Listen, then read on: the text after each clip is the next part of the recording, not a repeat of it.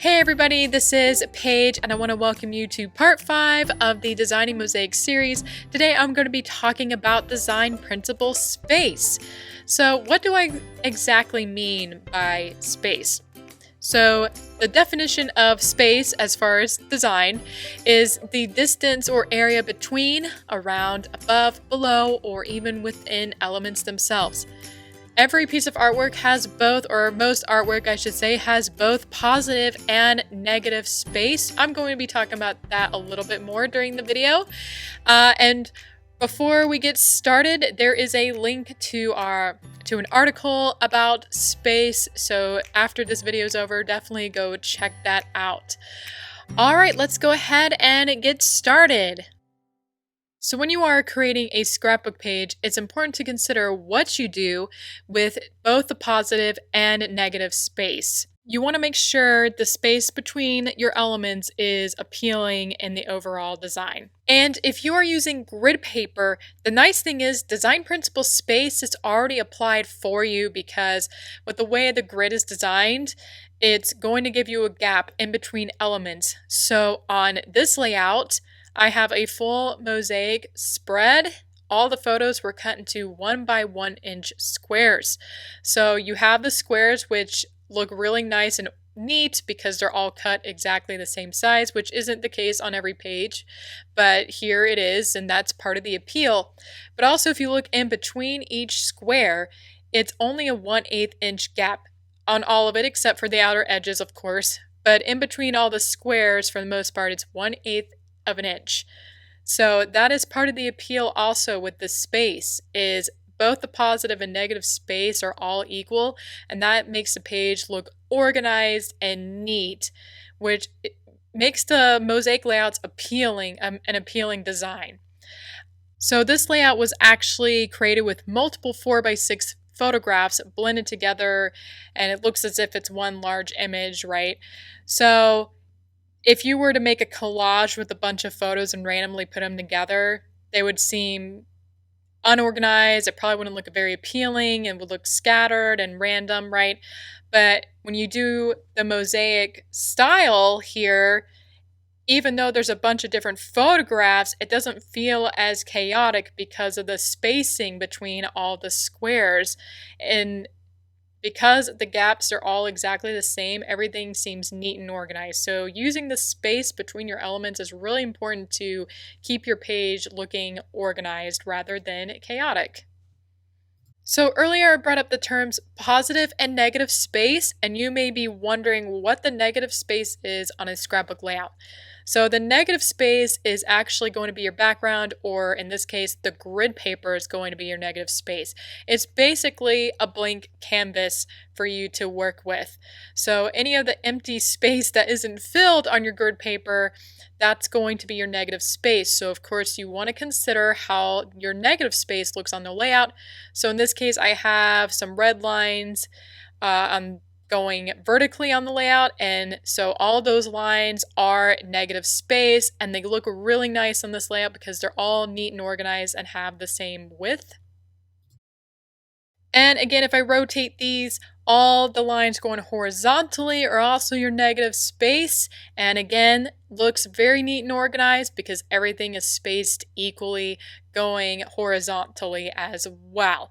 So again, the negative space looks really good on this layout because everything is lined up really well, everything has the same width, it looks great and organized. So right now I have all the edges of the grid paper highlighted, and this is of course part of your negative space.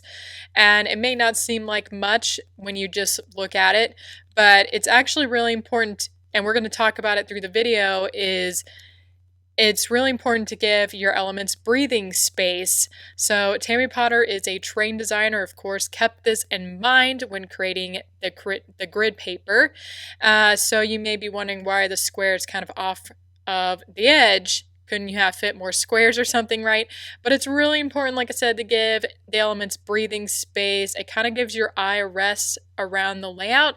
And if Tammy had put the squares really close to the edge, it would make your page feel really tight and you would kind of feel like you're it makes all the elements kind of suffocate when everything's really tight. So keep that in mind whether you're using our grid paper or not. To keep all those elements off from the edge, there are some exceptions, like maybe you want an element to bleed to the edge, but we only do that on an occasion. So sometimes you can do that with one element on a layout, but keep it in mind Tammy did this on purpose to give all the elements breathing room on your layout, which is really important to your design to make sure things don't feel really tight. And of course, there's also your positive space. So pretty much any element going on top of your grid paper is the positive space. So here it happens to be 100 1-inch squares that are all photographs. Your positive space also includes paper matting and your embellishments as well. So anything you put on top of the grid is going to be your positive space, and it is important, of course, what you do with your positive space. And of course, you can go back and watch our previous design videos if you haven't already. All the design principles are going to teach you how to use this positive space really well. And I'm also going to continue to give you more examples on how you can use both negative and positive space. So the more design spots you have on your grid paper, the more the negative space is going to show. So if you want to show your grid paper more, try using smaller elements so you get more of that negative space showing. And of course, if you want larger elements on your layout, you're going to see less of the negative space.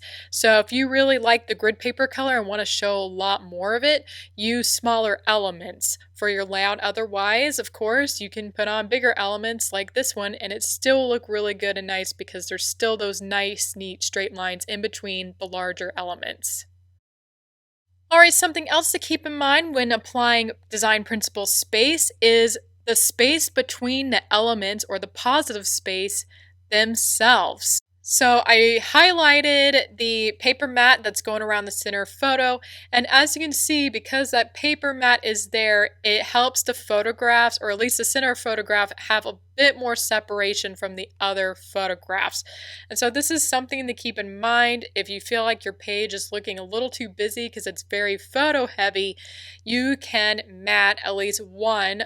The focal point especially stands out a bit more when it's separated from everything else, and I love doing that, but also you may want to separate multiple photographs to give some breathing room, and it also gives your eye a rest in the design.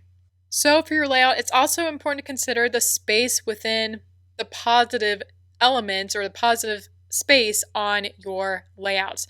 So if you have a very photo heavy layout, it can look very busy, and so adding a paper mat is an easy way to add some breathing room on your page. So when you're making a page, it's important to decide if you're going to add matting to all of your photographs, or maybe keep some without the mat and some with it. That's what I really like, is when you mix have some photographs with matting and some without. I think that is a great design. And as you can see, 4 of these photographs don't have the matting, and this page, even though there's 4 of them, what's nice is that they're spaced out. First of all, they're not all right next to each other. Plus, the other 4 photographs on the layout are matted, so that gives you extra spacing. If all the photographs, which I could have cut them so they were not matted at all, but that might have made the page feel a little bit busier, so I really like using matting because it gives you a little more breathing space between all of your photographs, like I mentioned before. And I think that's what makes it, the reason why this design is appealing, I think, is because even though some of the photographs don't have matting, the other 4 do. So that's what I say. If you have a non-matted photograph, place it next to photographs that are matted, and that'll give your photographs breathing space and look more appealing on your layout. Alright, so here's another example where some of the photos are matted and the other ones are not matted. So on the left, there is a row of photos all next to each other that are not matted, but they're all smaller squares, so you don't always want to mat those. It could potentially look slightly busier with the matting actually in that case because they're all so small. But on the rest of the layout, the bigger photographs are all matted, and it's really important, especially with the subject matter here. This could easily look like a very busy layout without that matting. So I made this example where there is no matting and the page doesn't look bad. It's still very well designed, and there still is that strip that says Pike Street Market that separates some of the photos, but it kind of does have a busier feel. There's no breathing room other than there's the 1/8 inch lines, obviously, from the negative space, which is great and gives some separation at least. But I think with the matting, it helped the photographs maybe stand out a little more. Right here, they look a little bit crowded. So here is a side-by-side comparison. On the right, there's no matting on any of the photographs, and like I said, it's not that it's a bad page, but it does look a bit busier than the layout on the left. On the left, all those photographs have some breathing space between them because they were matted. So again, pay attention. If you feel like your layout looks a little too busy or looks too crowded, add in some paper mats and that will probably fix the problem. All right, the next tip I want to share is to have fun with your negative space. We often mainly look at the positive space, which makes sense. We have to decide where our photographs go and where the paper goes. But I just want to share a few little tips on how you can have more fun with the negative space as well. So this is a really subtle detail, but as you can see here where I highlighted, you can see a line behind the photograph, and that is the grid paper or your negative space. So I'm encouraging you to have fun with the negative space. Don't forget about it. You don't have to use just one large 4x6 paper mat behind a 4x6 photo. You can actually break it into smaller sections and show more lines going behind your photograph or show more of that negative space. So this is a really fun detail. I really like to do this a lot whenever I can, and it's having more fun with your negative space. You don't want to necessarily forget that it's there, but you may want to find fun ways to show it off even more. Alright, so the majority of the time your negative space is going to be created with, or it's going to be made up of straight lines all the time.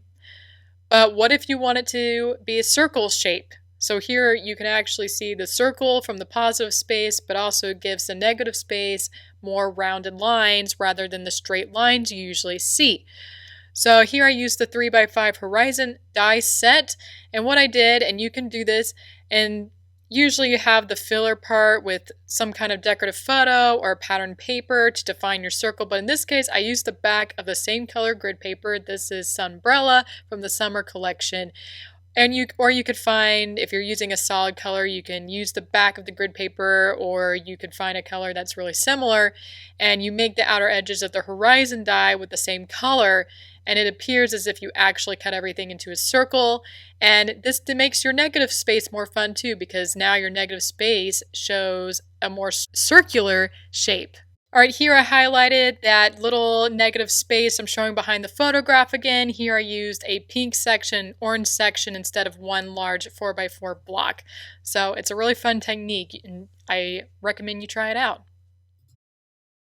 Here's another great die if you want your negative space to look a little bit different. Here, this is the corner strips dies, and as you can see, I have it highlighted now where you can see instead of just completely straight lines, the negative space makes a corner shape as well. So the kind of die you use may determine what kind of negative space you have. So again, I'm just showing this because it's a little bit different in that it's not just a straight line everywhere. There actually is an triangle or an angled look here. So have fun again with the dies you use, and pay attention to that negative space and what kind of shapes it makes as well. And again, notice that this layout, it looks pretty busy. It's kind of like the Mosaic page, except it's corner strip dies instead. So it's all photos all the way around. So I made sure the focal point in the middle had a paper mat, because it would look a little bit, the focal point anyway probably would not stand out as much, and it would probably look a bit busier. So adding that mat gives your eye a place to rest among all the very photo heavy layout. Alright, so here's another fun option. This is the Soleil die set, and you have two ways you can use it. One way is to have the Soleil die be broken into 3 different 2x2 sections, or on the right you have a solid 2x6 section. So when you use the options shown on the left here, you're going to see more of that negative space all the way around your layout. So that's something to consider when you're choosing between the two of these dies is, do you want to show more of your grid paper or that negative space between? And also, it's kind of fun to have it be broken up into 3 small sections, right? Or you have the option like on the right that's highlighted now where you don't break it up and it's one large section here, so you don't see the negative space behind there. And so you have to pay attention between the two. Do you, like I said, do you want to show more negative space or do you want to show more positive space? And that's what I like about the Soleil die set is you have the options, and it is something to think about when you're creating your layout. So this is the last layout of the video, but I did want to talk a little bit about the specialty dies. This one is Diamond Mine, which is great, of course, if you love diamond shapes. And naturally, you're going to have the negative space because of the way Tammy designed the grid paper and the dies. You're going to have that negative space showing in between each design spot. So no need to worry about that really. But on the other hand, there's the positive space, and you have to decide how you're going to use the space within that die shape. So keep in mind, if you're using all photographs, it could end up looking pretty busy, maybe a little bit too overwhelming. If you feel that way, make sure you cover a section like Jody did here with a paper. This actually isn't pattern paper. This was an embossed paper and then Jody put chalking on top to help it stand out more, but it could be a pattern paper as well. So this again helps it from being too busy. It keeps the photos spaced further apart from each other so they don't seem too overwhelming. So again, when you're using these kind of dies, pay attention to what you are putting in the positive space. Alright, we have reached the end of today's video. Thank you so much for following the design series. I really love hearing from all of you, and many of you have said you have found this series helpful. So that is great to hear, and I also hope you're enjoying.